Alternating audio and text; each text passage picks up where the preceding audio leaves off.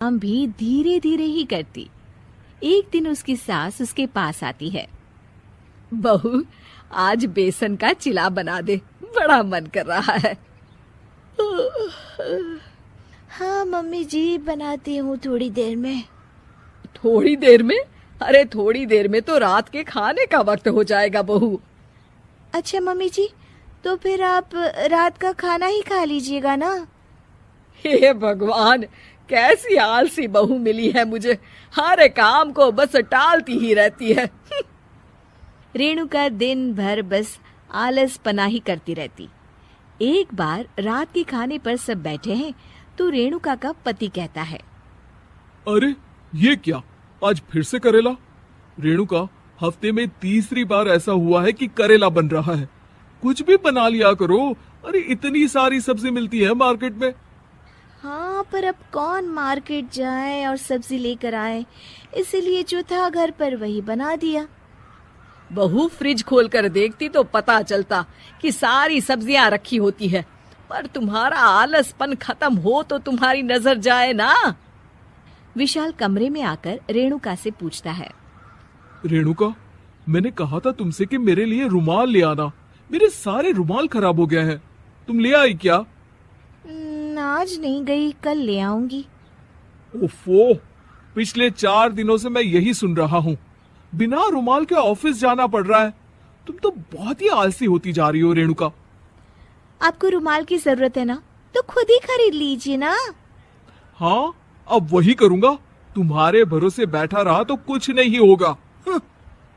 एक दिन दरवाजे पर बेल बज रही होती है और रेणुका सोफे पर बैठी होती है, पर आलस में दरवाजा खोलती ही नहीं।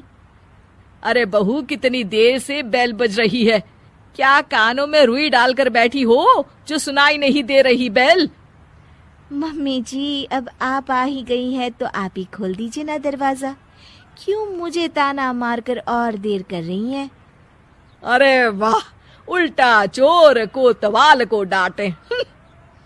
सास दरवाजा खोलती है तो उसकी पड़ोसन दरवाजे पर खड़ी होती है। दरवाजा खोलने में इतनी देर क्यों हो गई? सब सो गए थे क्या?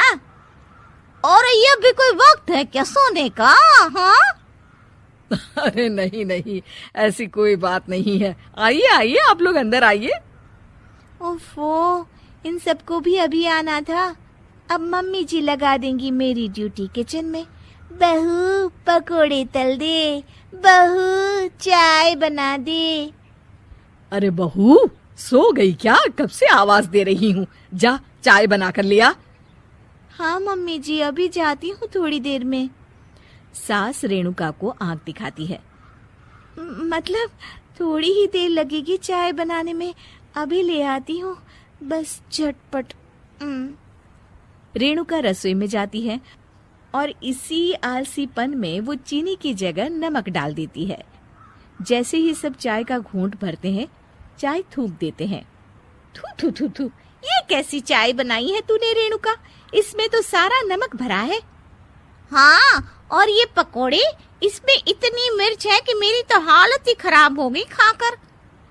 और रेणु जी, आपकी खातिरदारी में पहले तो कभी कोई कमी नहीं रहती थी, पर जब से आपकी ये बहू आई है ना, मामला कुछ गड़बड़ा सा गया है।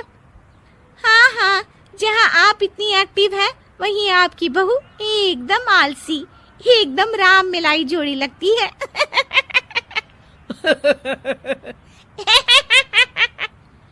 अच्छा जी, चलते हैं अब।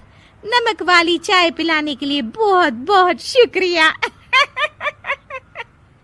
सब वहां से चले जाते हैं। अरे तूने तो मेरी नाक ही कटा दी बहू। वे लोग क्या सोच रहे होंगे मेरे बारे में?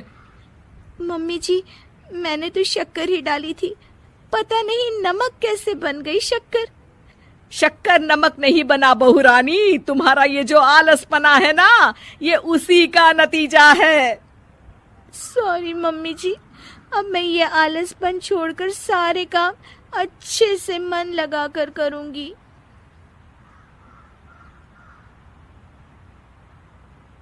जय माता दी। सब्सक्राइब कीजिए द रॉयल हंगामा और साथ ही दबाइए बेल आइकन।